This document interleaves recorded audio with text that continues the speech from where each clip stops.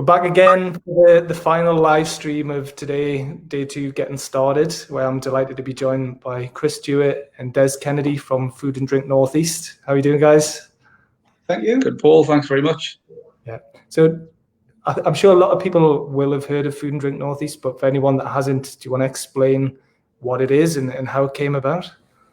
Yeah, I mean, how it came about, it's quite an interesting story. I think, it's something that was launched formally on February the 7th this year, with the backdrop of Brexit and, pre anything COVID.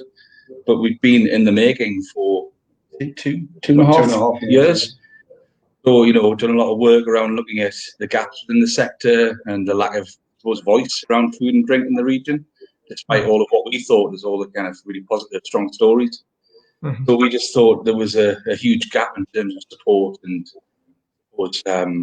we pitch ourselves as a trade organisation representative of the sector, and that's where we continue to position ourselves at the moment. So it's when we first met, like you say, Brexit, like COVID, no one was really, I don't think anyone, I'm sure some people knew about it, but it definitely wasn't something that we were talking about when we met. So, but what is surprising is that there wasn't anything like this before. Like, why has that? Has anyone tried before, or why is it not? I mean, I think Des will know initiatives in the past, but certainly ones that I've known of for the last 10, 15 years have been the likes of an organisation called Northumbrian Larder, which was more of a kind of farmer-driven organisation. But again, it had a industry voice and drive, and then that sort of evolved over time into what became an NGI, which was a bit more marketing focused, looking at building stories around the sector.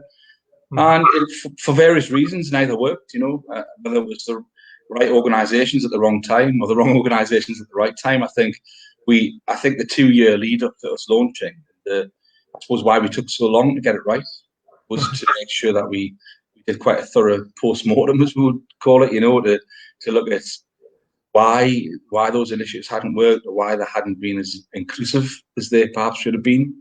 Mm-hmm. Yeah, I think one of the challenges with anything that is regionally based is that the Northeast, unlike somewhere like Yorkshire, for example, it's easy to badge as a county. Northeast is from north to south, east to west, it's completely different. So if you're in the Tees Valley, for example, you see yourself very much as belonging from that area. If you're in Northumberland, belonging from that area, Newcastle, Wales, etc. And I think that the challenge is to be able to say, well, okay, what is the Northeast in terms of identity, and then how do we bring together these different tribes, if you like, these people with very, very kind of localized and tribal views. How do we celebrate all that as a collective? And I think that's been one of our challenges, because we're based in Newcastle. You'll get people who are maybe North Northumberland, or maybe say, well, it's not just Newcastle based. It's got to be fully regional, and when we were putting this together over the last 2 years, we were very keen to make sure that our board was inclusive and was region-wide. Mm-hmm. Yeah. Build on top of that as well, Paul. It's the focus of the storytelling. I think the word, as said, we use it quite a lot. The tribalism of the Northeast. Mm-hmm. It's probably something that lots of people and other organisations in the past have ran away from a little bit. Mm-hmm. It's quite easy to just say, well, let's just homogenise it and let's just say we're the Northeast. But like Des said, it's work with things like Welcome to Yorkshire and campaigns like that. The stories within this region are very hyper-local. And what we find, certainly when you work in food and drink, if you go into Teesside, for instance, they don't want to be called a Northeast food and drink producer. They want you to get hyper-local and talk about, complete granular elements of all those stories around their brand and where they came from. And that I think it's a challenge that we've enjoyed, because that's where the richness of the narratives come from, and where I think the stuff we've done around Grub, filmmaking work, has really brought that to life. Yeah, I think you've so far done a great job of doing that. I think because it's a challenge, isn't it? Like because the Northeast it's a geographical thing. Like that's the thing. if you say northeast, what do you mean? It means different things to different people based on where they are. Because you could even say the northeast of the northeast. You know, you could have northeast. I go up to Scotland sometimes and people talk about the northeast up there. And oh yeah, exactly. Yeah. Yorkshire, you know where Yorkshire is, and like you say, even that do you say Northumberland larder? Well, straight away you put Northumberland on there, which is going to potentially, well, it's going to exclude Tyneside or, you know, or other parts of the northeast. But the fact gone from the beginning, food and drink northeast. It's anybody who's in that northeast of England can be part of it. It is, and I think that was a really important kind of Kickstarter for us because, you know, we could look at every level. You look at the economic elements of how badly performing the sector was. So we roll this number out all the time: 2% of our GVA, so gross value added, comes from food and drink. And in comparison to Yorkshire, it's like 12, 13, 14%. And you know, it's a gulf rather than a variable between certainly the northern regions of England. But then you look at the element around this cultural narrative. You know, Des often refers to the stories as our cultural assets. You know, and we have amazing heritage brands from the northeast, but we've sort of buried them away somewhere and tried to move on before we'd even had a chance to celebrate them in the first place. Yeah. You know, so you see a lot of what we do is we talk a lot about the past. You know, and the real bedrock of innovation that's within the region, and you know, things like Lucas Aid or B-Row Flour or Newcastle Brown Ale. Lots of people, you know, say to me, they're not from the northeast, they're national brands. Well, you know, they were made here, they were born here. But it's important to kind of, I suppose, take what that means in terms of our, you know, food identity and heritage, and how do we make that applicable down to where the sector's heading.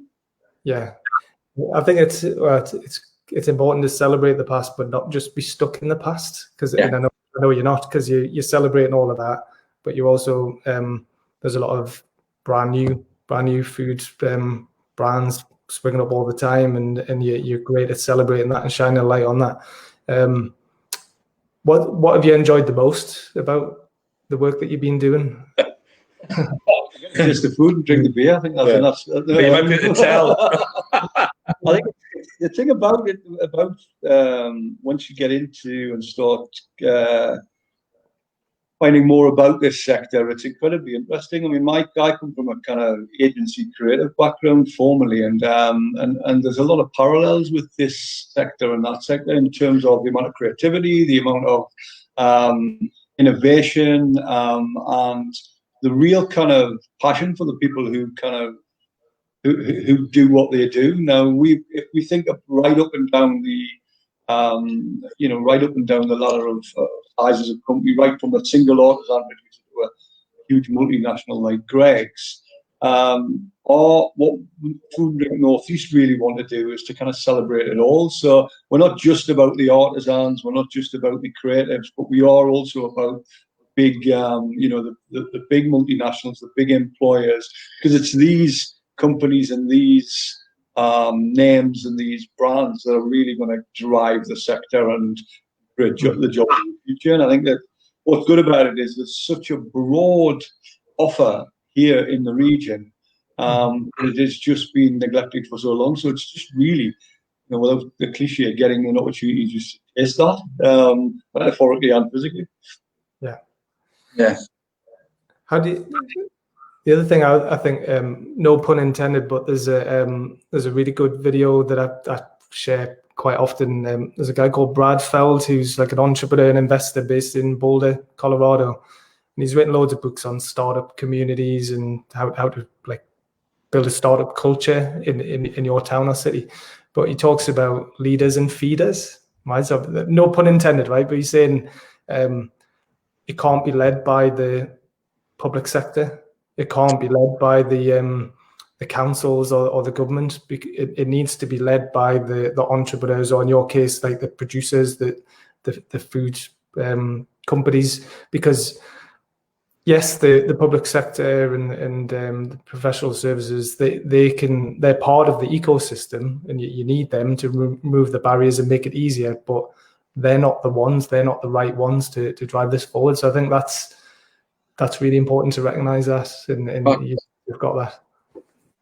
Paul, I think that's changed with exactly the journey we've been on, though, to be honest. I think, you know, it's been setting up a unique organisation in very unique circumstances and in a unique time. You know, since we launched in February, everything's changed, and I think we'd always said that this had to be grassroots up, and now we want to fight for a legitimate place at the table in terms of lobbying and looking at policy and looking at how we can shape the agenda of food and drink in the region on a national level. But I think ultimately, if that comes from top down, and there's always that risk of us looking like a public sector quango with that's being given a mandate to do something that isn't necessarily owned by the sector. So we said that, you know, we'd rather take a longer time to get it right, to make sure that those involved had a sense of ownership in terms of what we were trying to achieve as an organisation. Mm-hmm. Yeah, and then, well, I think as well that means it's easier to get buy-in as well if you go in the way you have, rather than if you go in as a council representative or a government representative, then straight away there might be some suspicion or skepticism because they think, well, you know, there's been stuff like this before, and you either like them or you don't. So you've either been supported or you haven't. And then there is that kind of regional thing as well, where if it was, say, Newcastle Council leading on it, you wouldn't get the buy-in from the other councils or the other residents of other areas. So it needs to be that kind of neutral, impartial, grassroots-driven organisation. Well, I think that's just made it really an interesting model, because if you look at the work we do, it is about collective representation. But I think how we can, I suppose, in many respects, if you look at a small-scale producer or a food entrepreneur or, you know, food startup, we share a lot of their pains, you know, because because of the way we're structured and because of the time in which we try to launch, we've had to be hugely entrepreneurial. We've had to be fleet of foot all the time. It's not like we've taken a big chunk of money from the sector or the local authority and said, right, we've got this framework that we have to work towards and these things that, and how we're being measured. We've had to think entrepreneurially, and hence how we ended up launching Local Heroes, which was a response to the situation. And then, you know, work around growth. It's all come because we've had to be as entrepreneurial as the people we represent. Yeah. Well, you were definitely with the Local Heroes. I think you were definitely well, maybe because I was tuned into what you were doing, but you seem to be one of the first to help food providers move online. Yeah. One of the things that we always said was that, you know, if we are going to be representative, we can't just, you know, pretend to be a representative body and then when in times of trouble just kind of stand back. So we really had to be solutions driven. So Local Heroes was an up. What happened was a lot of the markets and a lot of the shops were closing down, and a lot of the route to market for a lot of producers was simply ended, and they were sitting on stock that they couldn't shift. So we thought, well, okay, so can we get an e-commerce platform up and running in a matter of weeks? Then can we get the whole logistics and operational side of it up and running? And can we do it in a zero carbon way? And then how do we brand it? And it was all really done at breakneck speed. And it's very much like a kind of software or a tech approach in terms of that kind of agile approach where you would just basically do something and then measure it and then tweak it and learn from it. So that kind of feedback loop, you know, the whole kind of Eric Ries sort of approach was very much the one we take. So we didn't spend a lot of time thinking about the branding. We thought, well, there's the branding, and here's the website, and then there's the packaging, and this is where we're going to do it. And let's get some premises, and then all this happened in a matter of weeks, and then we were out there. And what's been really interesting about that particular initiative is that last week we put out to all our customers. Put out a survey, and, you know, what did you think of it? And asked them about all elements that we produced, from the packaging to the service, to the zero emissions delivery, to the 10% community fund that was attached to every sale, which generated surplus for local people in need. And we kind of went out to them and said, listen, what do you think of this? We'd launched it, but we hadn't actually done any market research at all prior to launching it. And what was really satisfying was that everybody came back and just said, listen, we really like this. The quality of the food's good. The packaging you pitched just right. We really like the zero emissions element and the community element, and that was, we were quite surprised by that, because literally we just made assumptions and did them. And I think now, I mean, of course, it can be improved, and we are working on improving it as we go. But what it has done is give us the confidence to understand that if we work quickly, we can. Our hunch is right. People do appreciate and value this. So that's been really satisfying. Although it's been a lot of hard work, it's been great. Love it. I love that you've taken the lean startup principles and applied it to this, because like earlier in the day I shared some stuff about Eric Ries and lean startup, and that's how I created my events as well. Most people think of it just as like tech or digital businesses, but they can be applied to any sector, any type of idea of just small little experiments, little iterations. Do it. If it works, do more of it. If it doesn't, kill it off, and don't spend loads of time, money, and effort wasted on don't work. So love it that you've taken that approach. And the other thing as well, it's not guesswork. It might feel like you're trusting your gut. Again, another pun, right? No pun intended. But it's based on insights and expertise that you've all got from being and the connectivity that we have with the sector. We're the touch point with so many. We have 500 producers and businesses that are registered to our website, and we have WhatsApp groups, and we have lots of different dialogue going on with the sector across all levels at all times. So we do feel like it's an informed hunch, if anything. Yeah. One of the things that was really interesting was that we had to think about how the logistics of getting some produce for example, from south of the regions, Deeside, for example, up to our hub in Newcastle. What was really interesting was that our network became almost self-adjusting. So you would have people contacting each other on WhatsApp groups saying, "I can get this as far as Darling. Somebody can pick it up and take it to Gateshead, and somebody can pick it up and drop it off in Newcastle." And we had that kind of just informal link of everybody collaborating to get each other's products to the hub, so we could get it out on a Friday. Because we don't hold a lot of stock. What we do is we take an order and we place an order, so it's vendor managed. So in that way, we don't have to have any huge investment in stock, and equally we ensure that we're only buying what we need, and so and we're also ensuring that everybody we buy for gets paid straight away. So it was a hunch that it was going to work, but what was really good was that everybody kind of had really sort of embraced this approach and began helping each other. And I think that collaborative approach going forward post-COVID, when we do eventually come out of this, we certainly something we continue to champion. Yeah. Love it. Have you read the book Be More Pirate? I haven't, no. So there's a guy called Sam Conniff who wrote a book called Be More Pirate, and it's kind of part historical account of the 17th century pirates, the golden age pirates. But he's basically saying how we can learn from the entrepreneurial, innovative nature of pirates. If you ignore the rape, pillage, and murder, and look at all the other stuff that they did,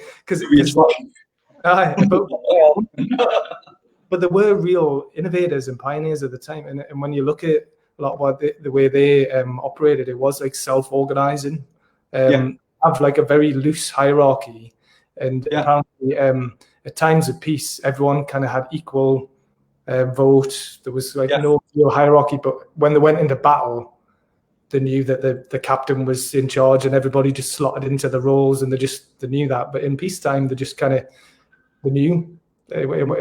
So, but you just reminded us of that. That's kind of already an approach, I think. It's really kind of interesting. We didn't plan it, and it was because it was just all, as you say, self-organizing, and it just became a really interesting sort of result of what we were doing. We thought, if people have a common goal, and there is, and people when people are under pressure, often they perform at their best. And I think that we've just seen time and time again that within this sector, in this area, there are people willing to help each other to succeed. And I think that's as we go forward and we, you know, the economic consequences of all of this, I think it's that approach is in across many sectors is really going to help get us through this. So yeah, it's been really heartwarming to see, isn't it? Really, I think as well, when you look at how we set our strategy and you look at we put our 4 pillars, how we look at it, it's built upon community, sustainability, trade, and advocacy. And I think all of the things that we've delivered in the last 7 months have been a really good asset test. Yeah. Across all 4 of those pillars. And community, you know, look, going back to other initiatives that haven't worked in the last 10, 15 years, I think that that pirate mentality of everybody kind of pushing in the same direction, right? And I don't think that existed before. So I think the approach that we've taken to be grassroots and bootstrap it is kind of, I think we've gained a lot of trust in the sector. I think that's first and foremost what I would say. I think that was one of the most important things that we had to achieve because, again, going back to that post-mortem that we did, there was a lot of trust lost in terms of what support there was out there. So we've had to fight to get into this position. Yeah, love it. Well, check it out. But Sam and his colleague Alex, Sam spoke at start of week last year, and they did a follow-up. They did an interview for us on Monday, so that's in the Facebook group if you wanted to have a look at that. It's because they've got a new book comes out on Thursday, which is How to Be More Pirates. So they've taken the original ideas and brought a follow-up, like giving you practical advice on how to implement some of those ideas. But do you want to say it like, well, obviously you've been massively affected by COVID, but just as things were looking like they were improving, they seem to have they've got worse again. So what's happening now then? Look, I think the thing for us, Paul, is that, you know, has anything changed for us? It more than anything, it's concentrated our 5-year plans, but happened in 7 months. I don't think anything we're doing now we wouldn't have done whether COVID had happened or not. I think it's just fast tracked a lot of it. You know, so I think the stuff around resilience, the work around having, you know, varying sales channels and diversity and, you know, and your routes to market was all very, very prominent within our strategy. And COVID just, you know, it smashed that to pieces. And we're doing work now at the moment that was in year 3 of our plan. You know, and it's created an environment where we've had to bring that stuff forward. You know, in terms of its meaning to the sector, I mean, this next 2 months is going to be critical, particularly when you look at what's happening in hospitality. And it's whether we learned very much and whether traders and producers learned what we feel they needed to learn throughout the process that we've gone through in the last 7 months. So that idea of pivoting and you know, product development and diversifying what you do, it's kind of making sure that people still keep that front and center of the mind, that it's going to be important to do that, not just for the next 12 months, but going forward. It should have really kind of started a cultural shift.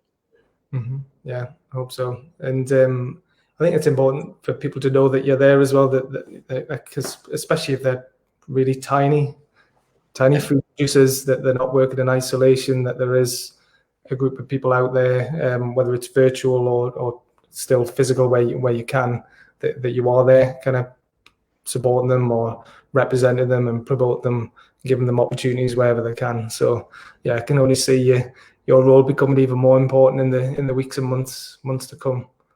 Yeah, a foodie band of pirates. Yeah, love it. We look more like a social club band more than a band of pirates, to be fair, but we're working on it. Started off playing pubs, now we're going to stadiums. Do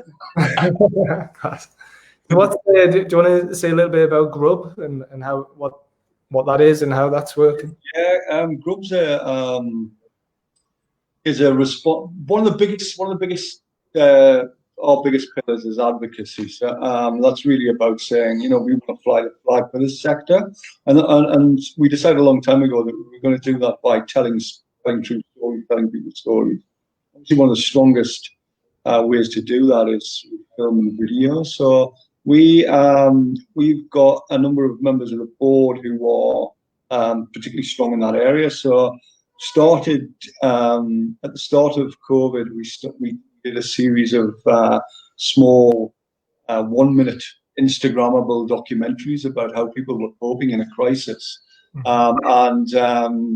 We and that went very well. And we simply thought, well, what we should be doing here is kind of formalizing this. So Grover's in another initiative. It's another Fadney initiative. It's basically our production arm, our storytelling and video and filmmaking production arm.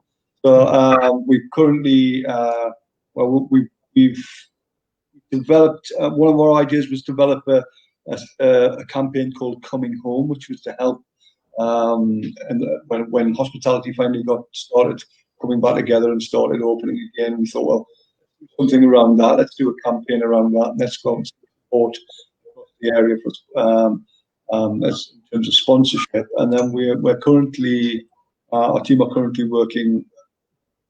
People saw that, and it was really, I mean, it's still two films into a 5-film campaign, but people that got a lot of views across social media, and then we've had inquiries from major charities like the World Wildlife Foundation, World Wildlife Fund, and some agencies in London to start working with them and do stuff. So again, it's another little kind of branch of Fadney, but it's a separate thing, but very much Fadney family. It's a film and production company that we launched, and we literally launched about weeks ago, and we now have people all over the country doing films. So that's really quite interesting. So yeah, we see that as being a valuable part of our Fadney family, if you like, and that it becoming quite a significant revenue stream for the organisation. Yeah. No, but well, the films I've seen look amazing because you've got Dan involved, haven't you? Dan Prince. Dan's on our board. He joined our board 3 months ago. And a very, very distinctive style about what you're doing, and it does. I can see why it resonates with people, because it is. You were saying before, it's very difficult. It's intangible what the Northeast is. It's very difficult to portray that without it being cliched. I think the thing as well, Paul, is that it's such an evocative sector, like food and drink. We didn't not so much struggle, but finding our tone of voice is going to be always really, really important. Yeah. Whether that's in stills and in photography, whether that's in the content we write or the films that we make. And I think when we did that first Coping in the Crisis set of films, 14, 15 films we did, and they were cross-regionally representative. So, we're working Teesside, Northumberland, and kind of weird. And I think it was just that, it was a light bulb moment to say, this is it. This is this is how we want to pitch these stories, and they are inclusive and they are representative of what the stories you want to tell. Yeah, something that's very real but tangible as well. So it's not just about the big exciting visual things, but also the really personal things, the real people. Because fundamentally everything is about people, and we just want to be able to celebrate that. And I think that, as Chris said, we found our tone of voice with that. We've got lots and lots of ideas coming down the line under the Grove umbrella, including original programming, all sorts of ideas that were in development. So yeah, watch this space. Brilliant.